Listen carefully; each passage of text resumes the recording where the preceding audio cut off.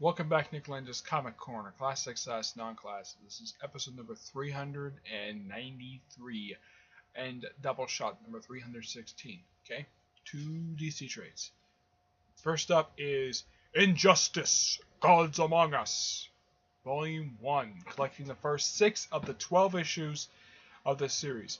This is later retroactively confirmed to be Injustice Year 1 because, well, there's been Injustice Year 2 through 5. And of course, it's Ground Zero, which deals with Harley Quinn, what she was up to in the game. This series, this first volume, takes place 5 years before the events of the game. And in the first issue alone, we have 4 deaths in the first issue. We have Jimmy Olsen, Lois Lane, the Joker, and the Scarecrow all die in the first issue. In the second issue, we have Death of Solomon Grundy. Yeah, in chapter 6 of this, basically, which is issue 2. Because when this was coming out, basically, this is coming out digitally. And the first year, basically, it was 36 chapters reprinted later in 12 issues. Started with year 2, they started printing 24 chapters. And basically, they made the chapters longer. They made them 5 pages longer because generally each chapter was 10 pages long, and then started with year 2 up until year 5, they pretty much made it where it's 15 pages instead of 10, and having 24 chapters. Yeah. And here's the thing. Now, Jimmy is killed by one of the Joker's goons. Lois is inadvertently killed by Superman after he's hypnotized, think that Lois is Doomsday. And here's something really interesting, though. Lois was pregnant with Superman's child. So, basically, what did Superman do after he found out that, what happened with Lois? He basically killed the Joker by sticking his hand through the insane clown, the insane clown Prince of Crime's chest. So basically, kills him off in the very first issue. Yeah, and Solomon Grundy, yeah, he's also killed by Superman. Yeah, that's one thing interesting, though, when it comes to year 1. All the deaths are basically caused by pretty much, almost every single death throughout the first year is caused by Superman. Just almost every single one. I don't think there's any other deaths after issue 2. I don't think so, no. Not that I can think of. Oh yeah. They also kill off Dick Grayson, who gets killed by accident by Damian. Yeah, he's one of the few deaths not caused by Superman. Let's see. Is there anybody else who gets killed? I don't think so. No. Not that I can think of. There's one character who's part of the Resistance who actually was never seen again after this particular year wrapped up. He wasn't seen again until year 4 of all things. Now, the Resistance was made up at this point, and this is, of course, by issue 6. It's made up of Huntress, Black Canary, Green Arrow, Black Lightning, Batwoman, Captain Atom, and Aquaman. Though Aquaman is one of the villains in the game. Yeah, this is the Resistance, and this is formed at the end of issue 6 because these are people who did not ally with Superman. And, of course, Batman basically resigned from Justice League because of what happened in Metropolis. But yeah, Metropolis gets blown up, too. Yep, Metropolis. But I think it's perfectly fine in the game. Yeah, it's shown in the flashback that, in the game, that Metropolis is blown up by the Joker. Yeah, the guy's insane. In the regular universe, that's the side of it, yeah, Joker tries the same thing, but he's actually stopped just in time. This book is just amazing. A lot of people love the Injustice Gods Among Us comic book. Though some people didn't like the fact it went beyond one particular year, but I really enjoyed it, and I've read every single year of Injustice Gods Among Us, like from this one all up to year 5, and I'm just about partway through Ground Zero. I have not written Injustice 2 yet. I'm going to give this a 9 out of 10. This is just amazing. Next up is Suicide Squad, Volume 5, Apokolips Now, containing issues starting with 35. Why am I starting with Volume 5? Because it's the only one the library had. But luckily enough, I had already read the whole series, so I had a pretty good idea what was happening here. Now, some of you look at this cover like, okay, now, anybody can tell that's Poison Ivy, this is Amanda Waller, and this is Lasha. Okay, so You might ask yourself, if you're not a regular reader of DC Comics, and you're only familiar with these three characters because of the anime universe, the question is, who are the other two guys in the cover? Well, let me explain these two. The guy flying, that is Count Vertigo. Count Warner Vertigo, created by the awesome Jerry Conway, who's also known for creating characters like Killer Croc, The Punisher, Vibe, Firestorm, pretty much most of his Rogues Gallery, and I'm trying to think who else. Oh yeah, he also created Commander Steel, Citizen Steel, the first one that came up. The second one was created by Jeff Johns. Oh, he created a bunch of characters, but this is one of his most, not one of that was known ones. People don't know that. Yeah, he's a creation of Jerry Conway, and the guy underneath him, that is Shade the Changing Man. Yeah, he's a creation of Steve Ditko, a guy known for creating characters like Spider-Man, Doctor Strange, the Ted Core Blue Beetle, Captain Atom, The Question, Hawk and Dove. Yeah, this is one of his more lesser known creations. I mean, people do know about Hawk and Dove, but if you ask somebody like Shade Changing Man, like, you mean the one Peter Mulligan did in the 90s? No, this is the first Shade Changing Man. This is Rick Shade. He had a series back in the late 70s, lasted 8 issues, and it was one of the series canceled for DC Implosion. Of course, he did have a story printed in Captain Comic Cavalcade. After that, he disappeared for almost 10 years, never seeing it until he showed up in Suicide Squad. My guess is also when he was in the book, like, hey, there's this character here. Can I use him in my Suicide Squad? I guess some of DC offices must like, sure, whatever. I mean, the guy who basically created him, he no longer works here. Go ahead, use him. Yeah, Ditko only worked for DC Comics in the 70s. Yeah, he went back to Marvel after that. But yeah, that's who he is. Plus, he also appearances by Deadshot, Bronze Tiger. Of course, at this point, Bronze Tiger is leading the group. Despite the fact the original leader was Rick Flag. He actually quit. He actually was dropped for the book after issue 24. He didn't come back again to issue 50. Yeah. And these 9 issues are the turning points. It's basically the end of like the first style what Osman was doing with the book. But beginning with issue 40 up until the final issue of this volume, this was the original direction of the book. Basically, with the second direction, basically with the group becoming a group of mercenaries. Yeah. Though Captain Boomerang is dropped off. Now, basically, the first 6 issues in here is the Apokolips Now storyline, where Lasha kidnaps Amanda Waller and Flo. She's actually one of the supporting characters. Also, Barbara Gordon is revealed to be Oracle in these issues. Yeah, and Flo was killed in Apokolips. And one of the best scenes of the book is seeing Amanda Waller getting into a brawl with Granny Goodness. Yeah, I'm not kidding. She does. She seriously gets into a brawl with Granny Goodness that lasts for an entire issue. Let me put it up here.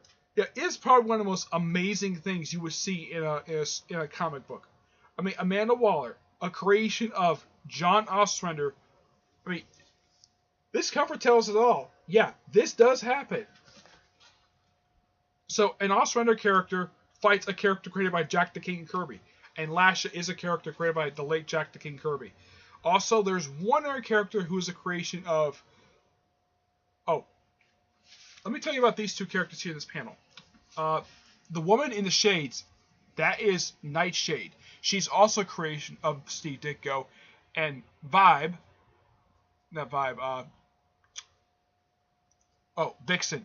Yeah. She's also a creation of Jerry Conway. Yep. And, yeah. Here are the Furies. The Fatal Furies. Along with, I don't remember his name. Here's Kato. I don't remember this guy's name. He's supposed to be based upon Napoleon Bonaparte. And look, here's the fight starts between Amanda Waller and Granny Goodness, which lasts for pretty much like this issue and goes on to the next issue. Yeah, look at this. You also have a brawl, and you also have several other characters. You have Captain Boomerang taking on the Napoleon Bonaparte stand-in. You have Vixen taking on Stompa. Let's see, who else? You have Harriet taking on Shade the Changing Man. And here's something. You have Amanda Waller with a machine gun, and she's taking on Granny Goodness, who's got a freaking staff. And it's like, okay, she's out of ammunition, so what does Waller do? Beats up. She basically whips Granny Goodness with the butt of the gun. Basically, this is a brawl. It's just so hilarious. Nightshade fights this this one particular woman. I don't remember her name. Oh yeah, okay, her name is Artemis. Yeah. Her name that's her name, Artemis. That's who she fights. Major Victory fights somebody else. Let's see. Count Vertigo fights Kanto. And the one thing, the way the Osrider writes Count Vertigo, he's like, "Oh, I'm Mr. High and Mighty. I don't fight servants. I fight." Yeah, he wants to fight freaking Darkseid, though he never does in here. It would have been nice to see that. Look at this. Granny Good is picking up the fat Amanda Waller, throwing her around. Even Poison Ivy wants to get a chance to fight Granny Goodness. This is so, it's so, like, very much a big brawl. Let's see, what else? Yeah, Dr. Light's in here as well. Yeah, he was briefly a member of Suicide Squad. He apparently died during this story arc, which, yeah, him and, let's see, there was one other person who apparently died. Yeah, and how, Brian Tyler gets to Apokolips. He gets a call from a group of characters who are also creations of Jack the King Kirby. The Forever People. Yep. It's him, Punch and Judy, Steve Ditko creations. Yeah, there's like several of them in here. Along with, Deadshot and Dr. Light. He goes because he feels like it. Yeah, that's the reason why he goes. Though surprisingly, no one fights Darkseid in here at all. Yeah, that's something quite odd though. You have Darkseid who appears in this comic and nobody fights him. You have Waller going toe to toe with him, but she doesn't fight him. Nope. It's like, okay, she knows about him, but yeah, she read his file. She knows all about Darkseid, but she doesn't fight him. Nobody fights Darkseid. That's the only disappointing thing about those 6 issues. They go to Apokolips. So basically, the Suicide Squad fight the Fatal Furies, and they fight a couple people who are associated with Darkseid. Basically, the guy who's a stand-in for Napoleon Bonaparte, and Kanto. Yeah, and then of course it leads into the Atom with stuff with Ron's Tiger, and then of course issue 39 is basically the turning point of the series, where Waller takes some of the people, takes a few people, sort of an off the books mission. Not even Star Steel so knows about this as well. Nobody knows about this. Basically, she takes a character named Raven. No, not the Raven Teen Titans. Deadshot and Poison Ivy to do one thing: kill a group of drug dealers. And then Waller, instead of basically, well, she doesn't rat them out. She basically allows them to go. She allows herself to go to jail for 1 year, and issue 40 picks up 1 year later. Yeah. So these 9 issues are just purely amazing. If you really want to, oh yeah, and Jack Kirby's basically all over this. He was actually alive when these issues came out. As far as I can tell, he was, because he died in '93, if I'm mistaken. Yeah, he died in 1993. So yeah, he was alive when these issues came out. I'm sure he was very happy to see that the Suicide Squad fighting go to Apokolips. So basically, in the late 80s, early 90s, Suicide Squad became the second series to go straight to Apokolips. Thank you, Osrider, for allowing this to happen. So, basically, you can kind of see that Amanda Waller is kind of similar to Granny Goodness, but at least Waller doesn't torture people like Granny Goodness is known for doing. Yeah. So, this is just pure amazement. This is just pure awesomeness at its finest. Osrider does a great job writing this series. Too bad this series didn't last long. When I told somebody this run lasted for 66 issues, like a little over 5 years, it's like, that's kind of a short run. I thought it was quite long, but hey, I guess for him 5 years was long enough. Though the series did come back. This numbering did come back for Blackest Night, which Osrider did write that issue as well, and he also wrote the 3rd volume. And he also did a one-shot recently called Suicide Squad War Crimes. Yeah, and also when you read this, you're like, why is Captain Boomer referred to as Boomer Butt? Quite simple, really. That was Waller's pet name for him because the guy loves to escape. That's just the way he's very cowardly. Yeah, and he's also wearing this cheesy looking costume. Yeah. you ever notice basically that in the movie, Suicide Squad movie, Captain Boomerang does not wear this costume? There's a very good reason for that. Because I'm sure that probably some people think that's a very cheesy looking costume. Though at least he was called Captain Boomerang in the movie, despite the fact that the motion he just called simply Boomerang for some stupid reason. I have no idea why. This is amazing. 9 out of 10. I do plan to do a classics review on this soon once I get my hands on the first 4 trades and hopefully the rest of this, because Suicide Squad is just an amazing series. I was a bit hesitant to get into the series at first, but I read it like, wow, this series. The only reason why I got into this series is because they have Batman villains appearing here, like Ivy, Deadshot. Yeah, of course now we throw in Harley Quinn here because New 52 throw her in. Yep. Okay, 9 out of 10. Alright, that's it for this episode. Stay tuned for the next episode, which is episode 394 and Doubleshot number 217. 317, okay? But until then, I will see you there. Bye.